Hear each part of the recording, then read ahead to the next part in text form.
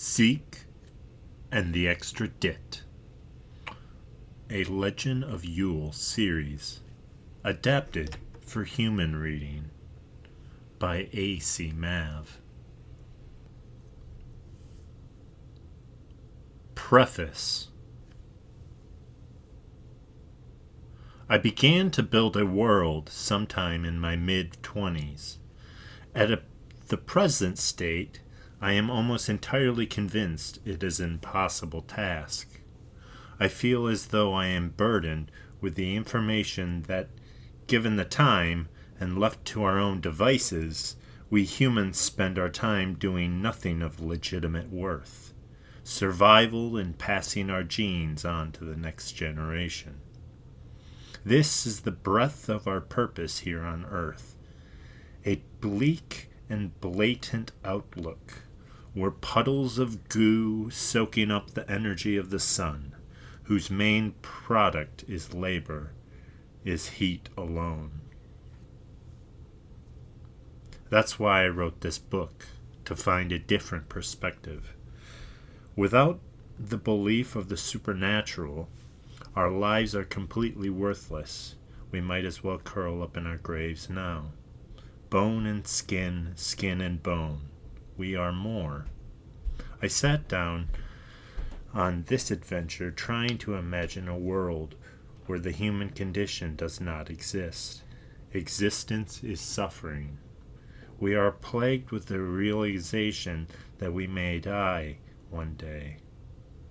This is a paradox. We are not certain whether there is an afterlife or not. But if we look deep down inside ourselves, we may find the answer.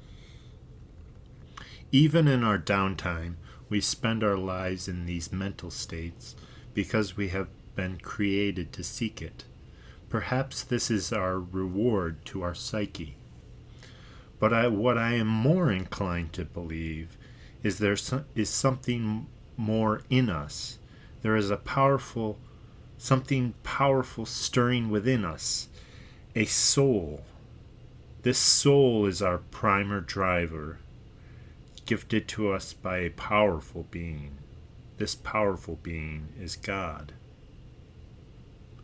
I hope you enjoy this whimsical tale of a strange, gooey friend from a faraway planet.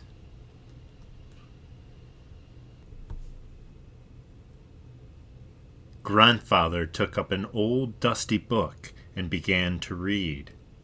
While he closed the book, he rewarded himself with a nice, long slumber. "Huh?" she said. Grandfather could not actually slumber, for his granddaughter was with him. He made a loud, fake, snoozing sound.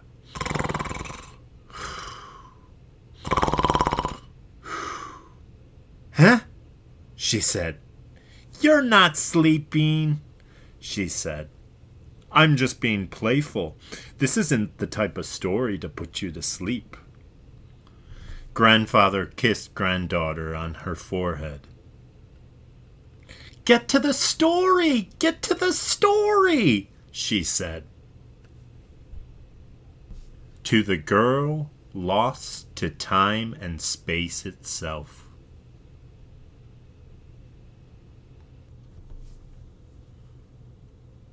Chapter 1. Welcome to the HIVE. In a matter of great haste and expectation, a blue slimy Golubrian runs through a long hallway of a very large turnip. Slipping, bounding, and reaching, he propels himself forward, closer to the chatter of a large room. The hallway is made of gluey slime. Our companion, the Golubrian, is no different, slimy from head to toe. You might think of him as a friend. Normal Golubrians would make a squishy, squashy sound as they traverse the hallway. However, this Golubrian, this blue companion, knows exactly where to step in the hallway as to prance lightly. This allows him to arrive a great deal quicker through the hallway and to his lunch. But today, though it was lunchtime, our companion was not in the mood to eat. He wanted to discover. An announcement bellowed through the hallways, coming from some unknown speaker. Lunch period 2 has begun for the Hive. The Gloob's ears would perk up at the announcement, if he had them. Instead, he had tiny pits in which sound naturally entered his mind. Everything seemed to echo within the Hive. Who needed ears anyway? The ceiling of this place breathes as though it were alive. It is muggy, damp, and moist. The turnip in which he lives is massive in scale, tunneled and carved out like an anthill. It looks no different than that of a turnip that a farmer on earth might have in their garden, though a single farmer could never dig up the hive in a lifetime of plowing. It was simply too big. There are several chambers to this metropolis, each with their own purpose. To start, a nursery to tend to the little ones. Then there was an engineering bay for all the fruitless thoughts of expansion into the great expanse. Even a kitchen complete with a dining hall. Not to be forgotten were the living quarters, nicknamed the pods, where all the peons slept and spent their downtime. The hive even had a barracks where large sentinel Gloobrians roamed.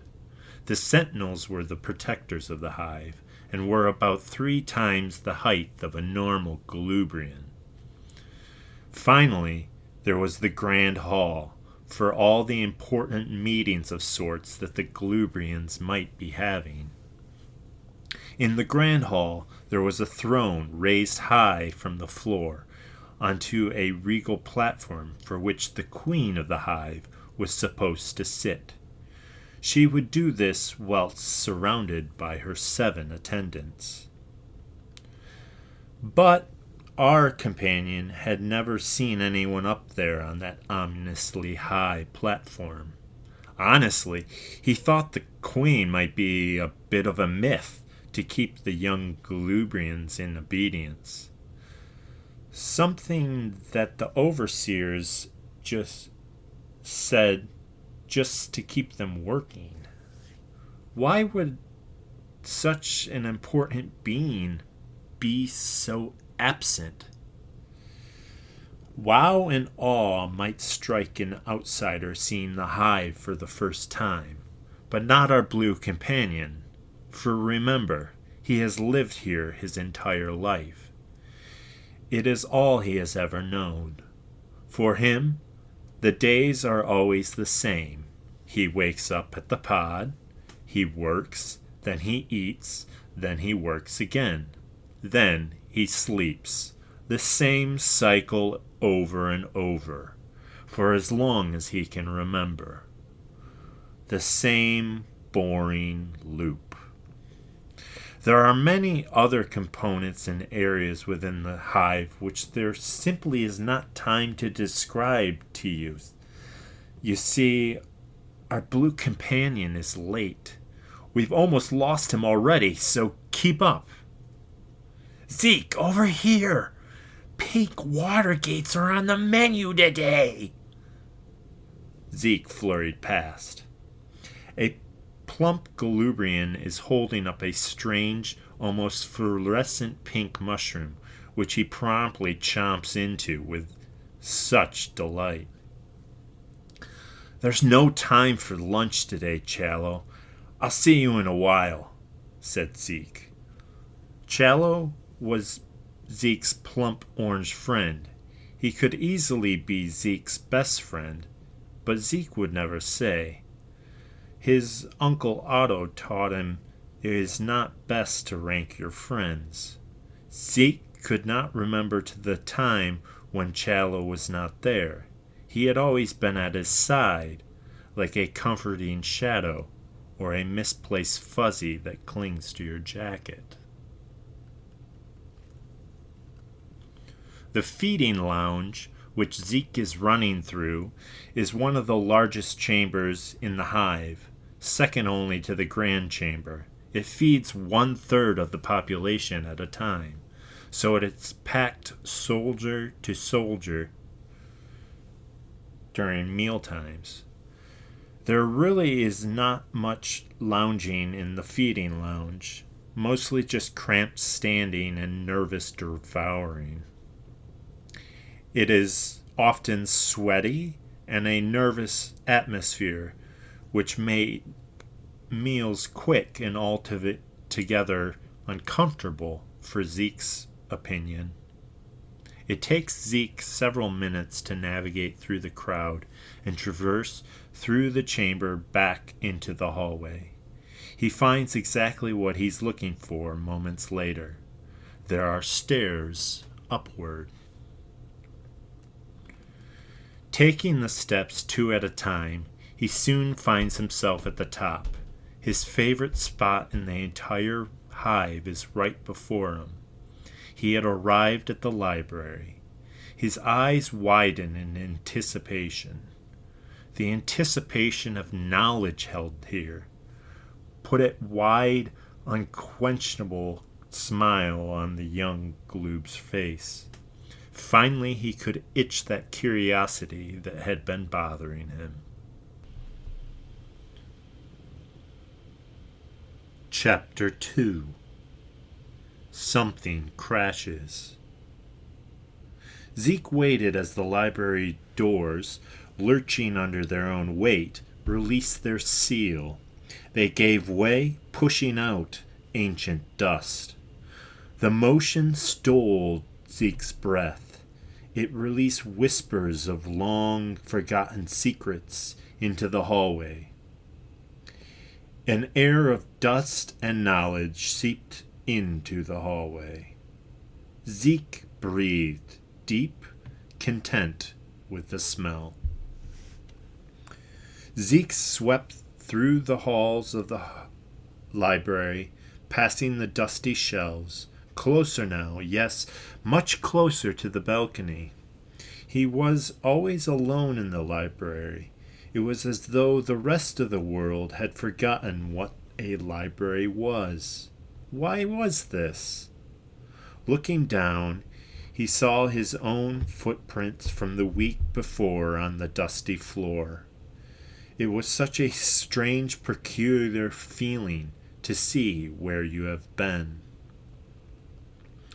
Zeke stood before the large window of the balcony. The landscape was almost gray and flat, gently sloping upwards off into the distance. Minus a few clouds, the sky was just as barren and blended in with the landscape. Just a small gray wall of seemingly nothingness greeted Zeke. Somehow the sight was inspiring, to know that the lands existed beyond the hive. Walking onto the balcony was like being hit by a blast furnace, impossibly hot and unbearable.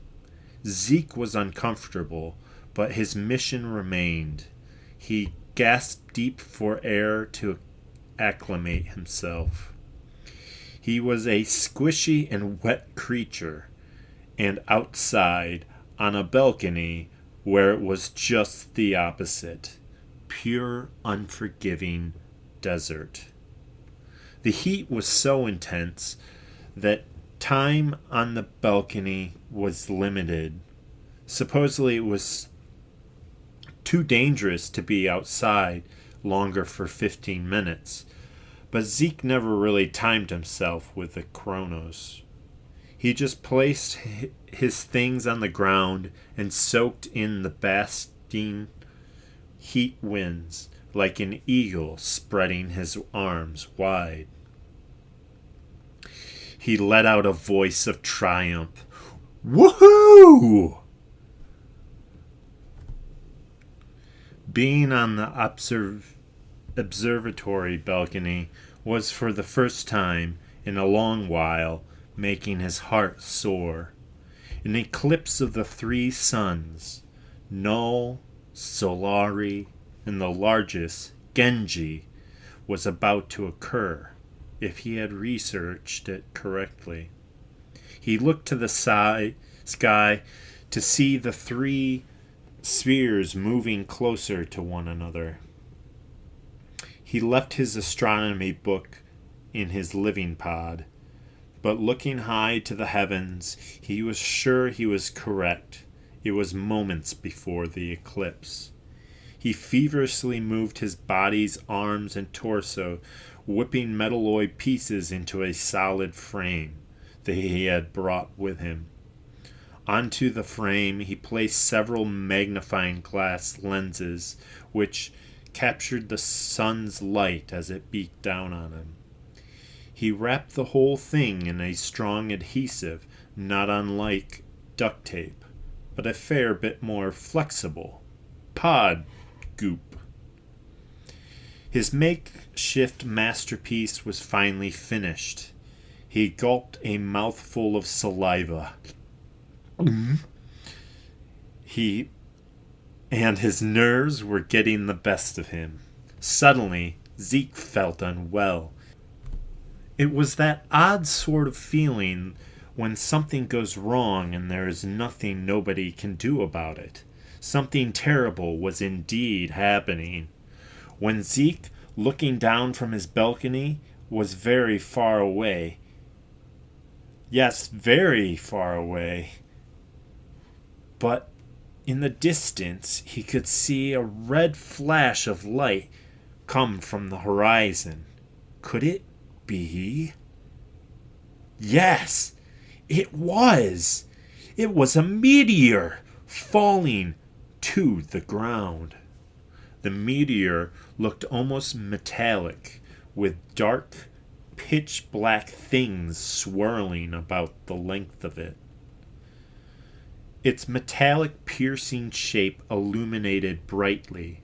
Several dark things swirled about the meteor, ripping loose pieces as the meteor continued its descent. As it flew overhead, the entire hive shook as if there was a quake.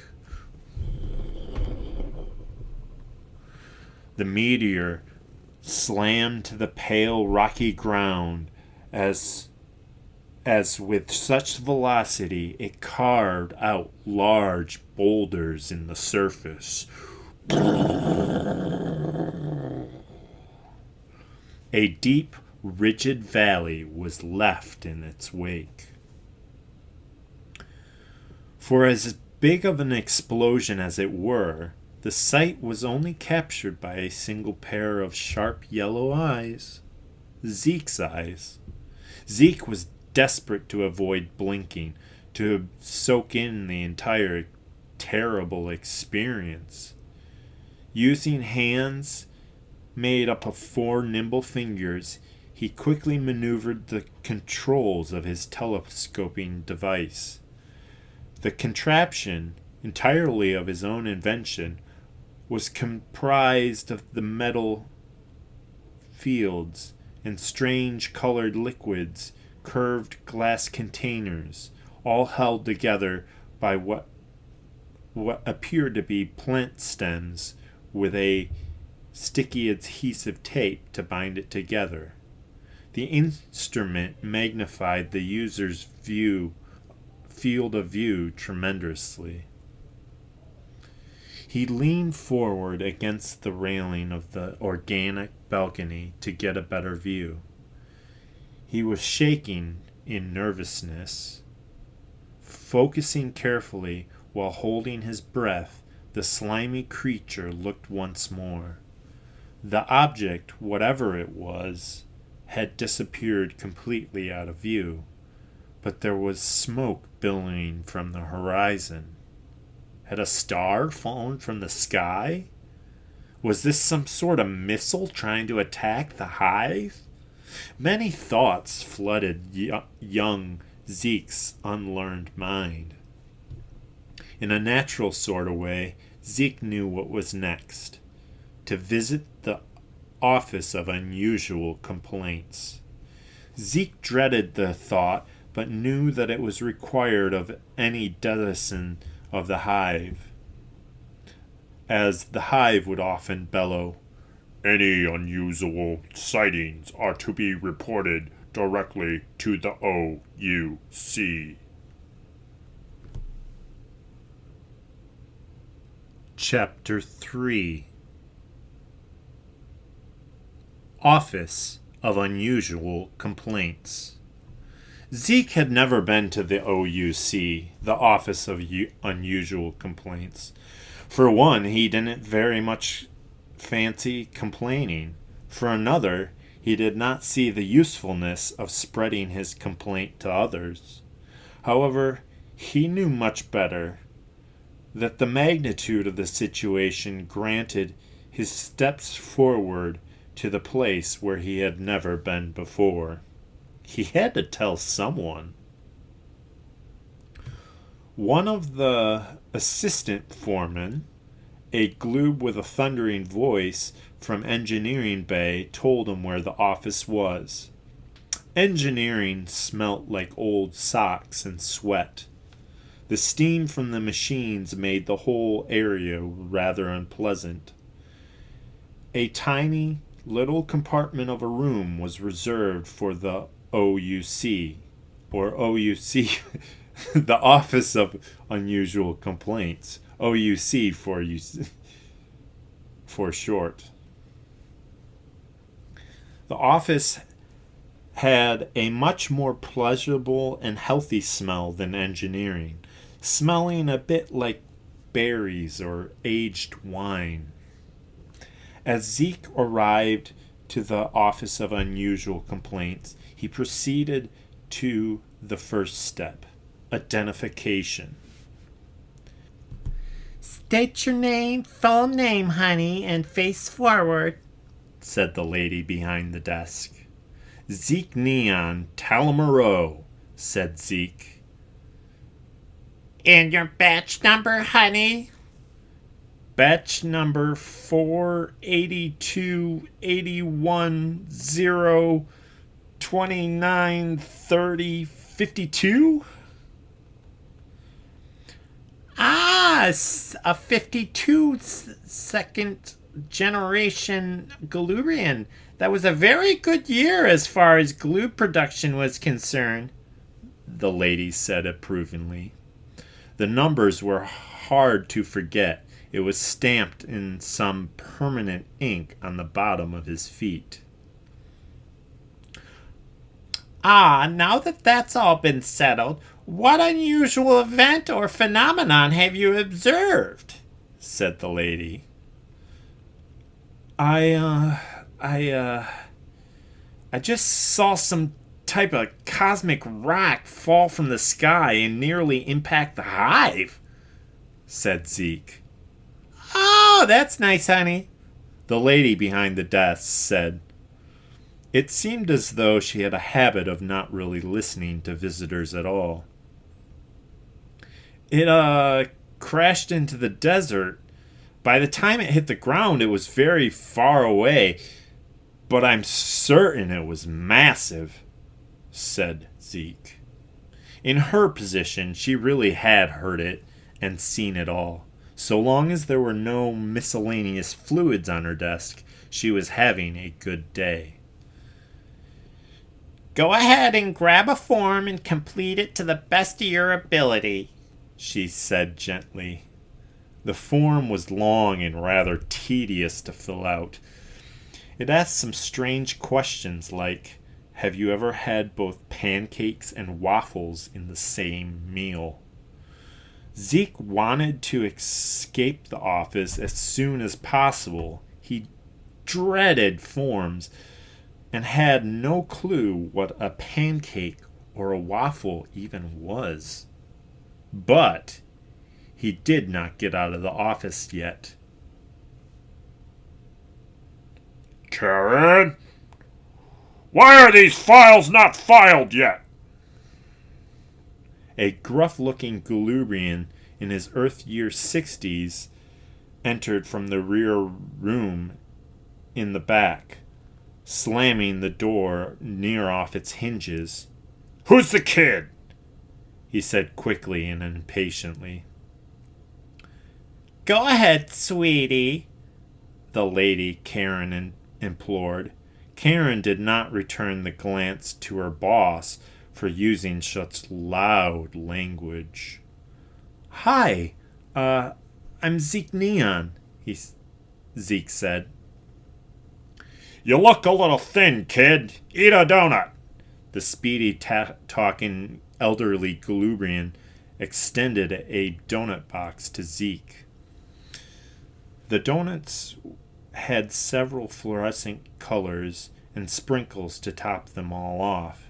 Zeke thought that these donuts may have been sitting there a while, but he didn't care. They tasted amazing to him. Even the donuts were stale. Even if they were stale, Zeke rarely had food of this nature. Normally, he was at the mercy of the cafeteria. Generally, the higher the status the Glubrian, the better the grub that he ate. And donuts were reserved for the gloobs with connections. Zeke was not sure how they were made. He just knew that they were delicious. And he had burnt a lot of energy racing through the hallways to see the three suns eclipse that morning. So the donuts were a welcomed addition to the commotion of the room. Yes, even Glubrians have donuts. The male gloob continued to talk in a flying, smoking, falling object Zeke had seen. So you saw a meteor, huh? Yes, said Zeke, without details, a folly for a young one.